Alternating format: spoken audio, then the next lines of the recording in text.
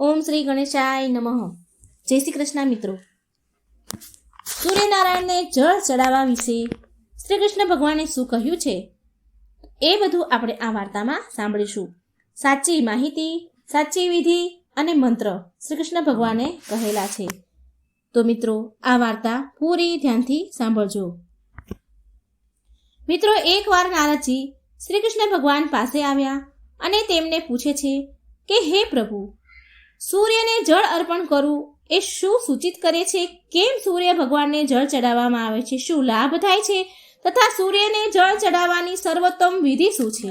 ત્યારે ભગવાન શ્રી કૃષ્ણ નારદજીને કહે છે કે હે દેવર્ષિ, તમે સરસ માનવ જાતિના કલ્યાણ માટેનો પ્રશ્ન પૂછ્યો છે. ઉત્તમ પ્રશ્ન છે. સૂર્યદેવની ઉપાસના અત્યંત શુભ અને ફળદાયી છે. પ્રત્યેક મનુષ્યને સૂર્યને જળ જરૂર ચડાવવું જોઈએ. હે દેવર્ષિ, તમને હું અત્યંત પવિત્ર કથા સંભળાવું છું, જેનાથી તમારા મનની દુવિધા દૂર થઈ જશે અને તમારા બધા જ પ્રશ્નોનો ઉત્તર પણ મળી જશે. જે પણ આ કથા સાંભળે તેને 100 વર્ષ સુધી સૂર્યને જળ ચડાવવાનું ફળ પ્રાપ્ત થશે.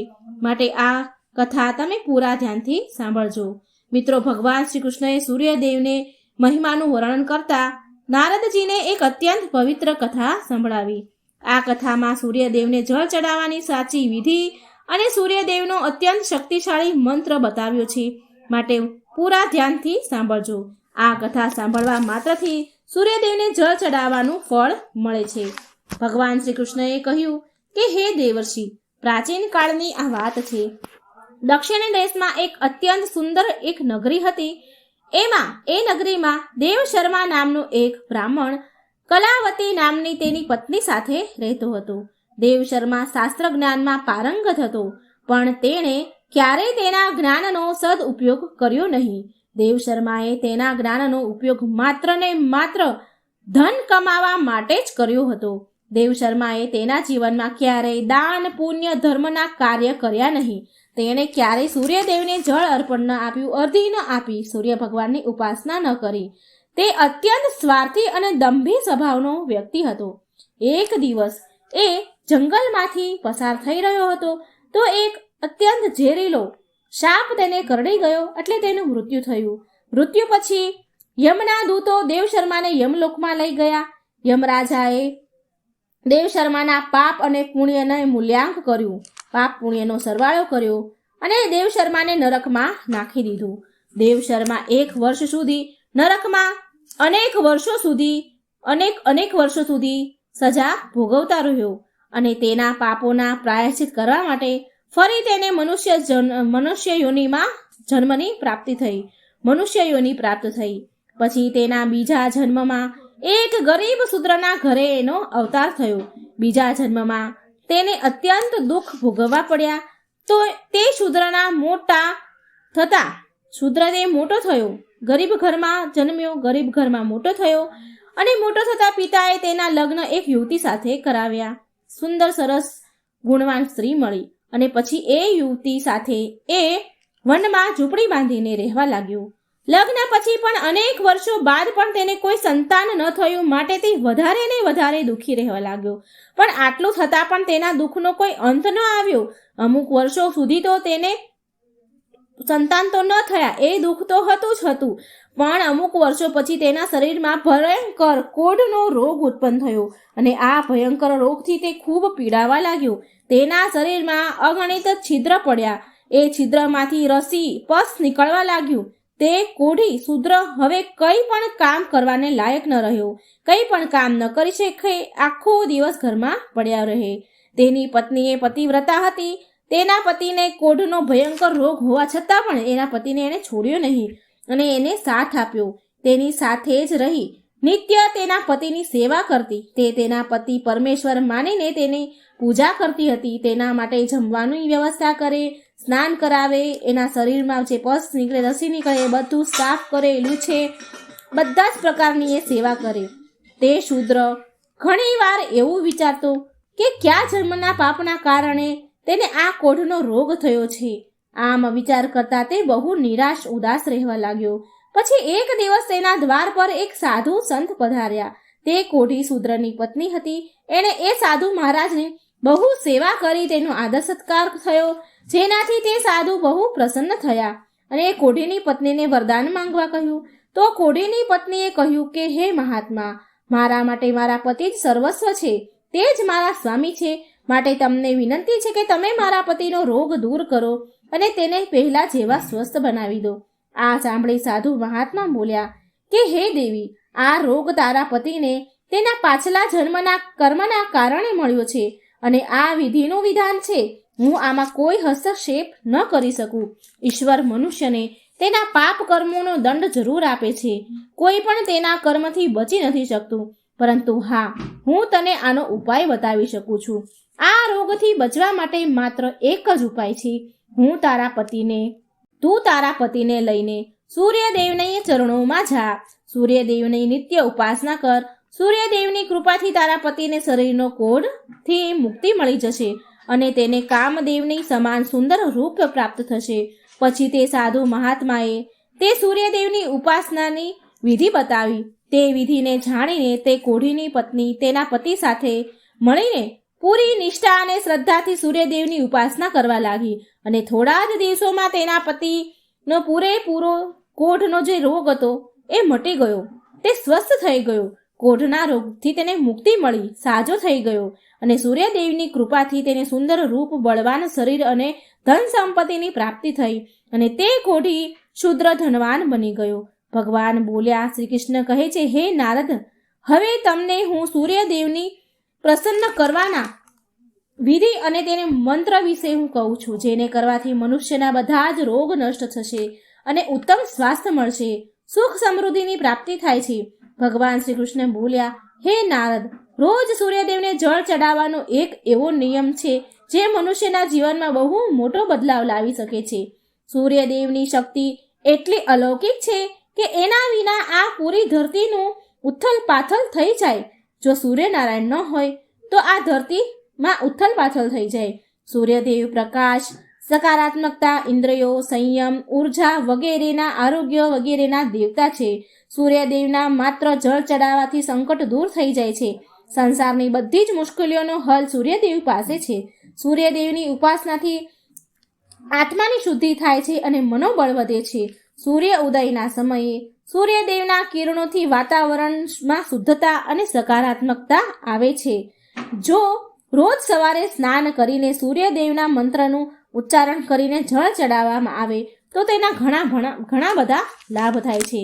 કુંડળીમાં અન્ય ગ્રહો હોવાથી સૂર્યની શુભ અને અશુભ સ્થિતિમાં રહેવાથી જીવન ઉપર પણ તેનો શુભ અને અશુભ પ્રભાવ પડે છે.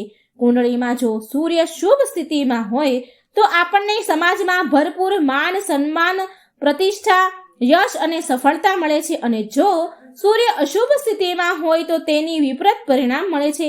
માટે જો કુંડળીમાં સૂર્યની સ્થિતિ મજબૂત કરવી હોય તો જ્યોતિષ શાસ્ત્રમાં એવી વસ્તુ બતાવવામાં આવી છે જેને પાણીમાં નાખીને સૂર્યદેવને અર્ધી આપવાથી શુભ પરિણામ મળે છે. પણ મિત્રો, ઘણા લોકો સૂર્યને જળ આપતી વખતે બહુ મોટી ભૂલો કરી બેસે છે. સૂર્યદેવને જળ ચડાવતી વખતે મહત્વપૂર્ણ નિયમોના પાલન કરવા જોઈએ. ખોટી રીતે, ગલત રીતે અર્ધી આપીએ તો સૂર્યદેવનું અપમાન થાય એવી બરોબર ગણાય છે. નહીં તો જો આવું થાય, ખોટી રીતે, ગલત રીતે આપણે ભગવાનને અર્ધી આપીએ તો મનુષ્યને કેટલાય કષ્ટનો સામનો કરવો પડે છે અને જળ અર્પણ કરવાનું કોઈ ફળ પણ નથી મળતું. સૂર્યદેવને જળ આપતા સમયે પૂરેપૂરી વિધિનું પાલન કરતા સૂર્યદેવના મંત્રોનો જાપ કરી અને જળ ચડાવવું જોઈએ.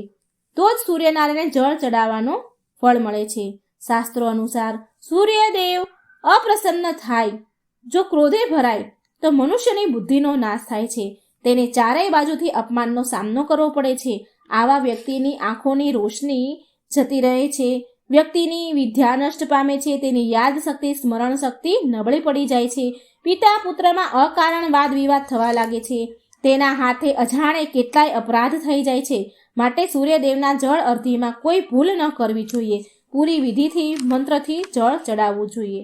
સૂર્યદેવને જળ અર્ધી આપતી વખતે અર્ધી આપવાનો મતલબ છે કે સૂર્ય દેવતાને ભક્તિભાવથી જળ અર્પણ કરવું. આ જળ બંને હાથને ભેગા કરીને કે તાંબાના પાત્રમાં શુદ્ધ જળ ભરીને સૂર્યદેવને જળ અર્પણ કરવું જોઈએ. પણ ધ્યાન રાખો કે જો તમે હાથની ઓજલ બનાવીને સૂર્યનારાયણને જળ ચડાવો છો, હાથમાં પાણી લઈને જળ અર્પણ કરો છો, તો હાથની તર્જની અને અંગૂઠાને એકબીજાથી જોડીને ન રાખો. એટલે કે હાથના બંને અંગૂઠા એકબીજાને સ્પર્શ ન કરવા જોઈએ.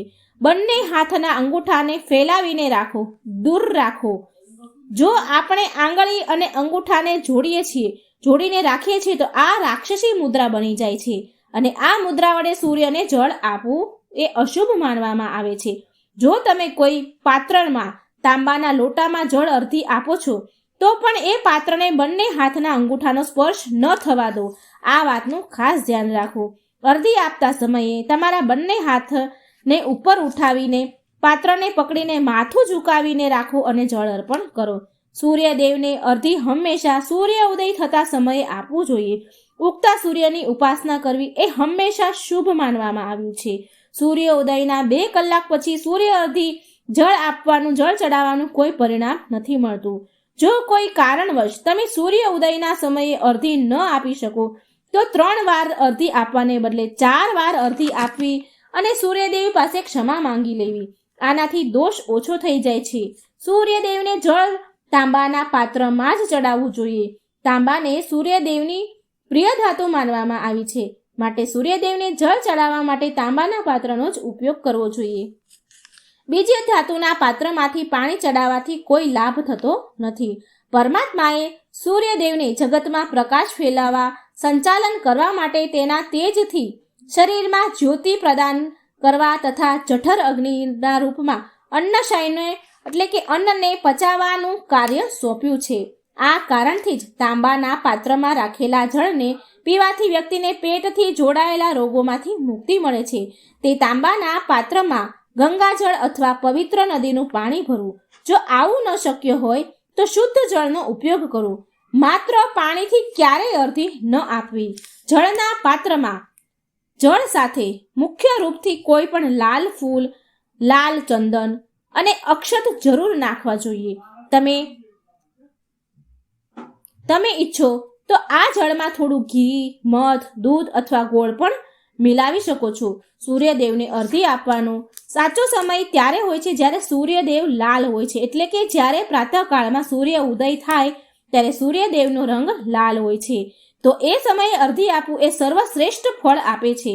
જો કોઈ મનુષ્યએ સૂર્યને જળ અર્ધી આપવાનો સંકલ્પ લીધો છે તો તેને ક્યારેય તોડવો ન જોઈએ. જેટલા દિવસનો સંકલ્પ લીધો હોય એટલા દિવસનો અર્ધી આપવાનો સમય અર્ધી આપવી જ જોઈએ.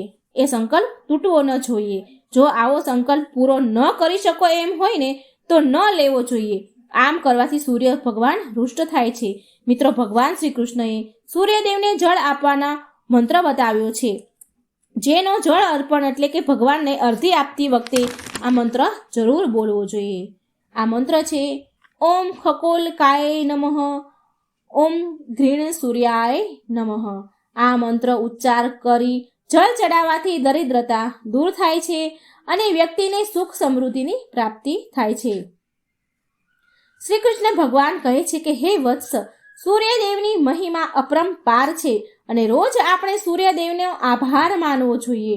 પરંતુ મુખ્ય રૂપથી રવિવારનો દિવસ સૂર્યદેવને અતિશય પસંદ છે. સૂર્યદેવનો દિવસ માનવામાં આવે છે રવિવાર.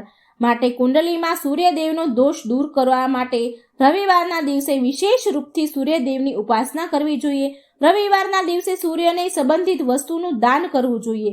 સૂર્યદેવથી સંબંધિત વસ્તુ છે તાંબુ, ઘઉં, ગોળ, ચંદન અને પીળા રંગના વસ્ત્ર વગેરે. આ વસ્તુનું રવિવારના દિવસે દાન કરવાથી વ્યક્તિના બધા જ દુઃખો અંત પામે છે.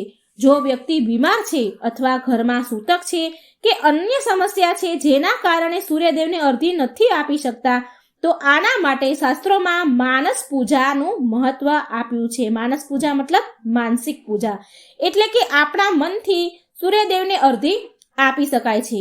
સૂર્યદેવ પૂર્વ દિશામાં ઉદય થાય છે.